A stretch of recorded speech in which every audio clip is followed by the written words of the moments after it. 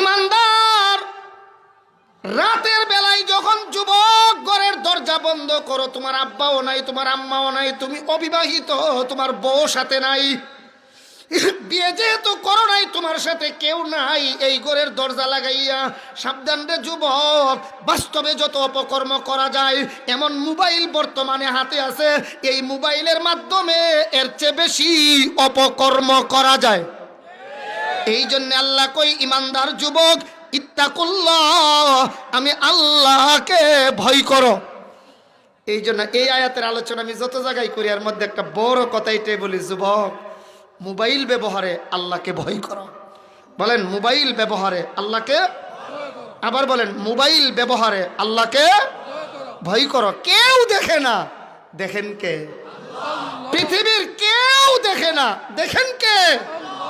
যুবক, এই কথা যদি অন্তরে থাকে যে আমার কেউ না দেখলেও আমার আল্লাহ দেখেন, তাইলে এই যুবকে গুনার কাজে ধাপিত হতে পারে।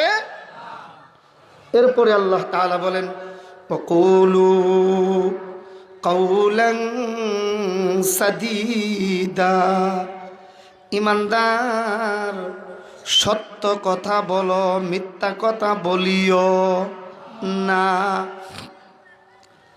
আমার মতো আপনার মতো ব্যক্তিরা যখন আল্লাহ ওয়ালাদের সোহবতে যায়, আমার আল্লাহ আমাদের জন্য হিদায়তের পথ সহজ করে দেন।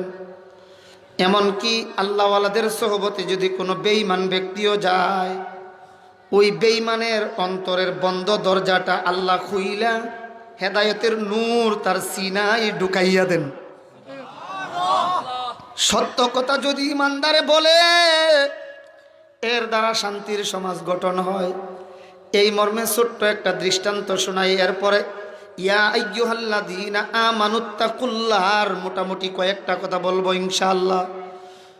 আল্লাহ তাআলা বলেন, ইমানদার, ওয়াকুলু কাওলান সাদীদা, সত্য কথা বলো, মিথ্যা কথা বলিও না।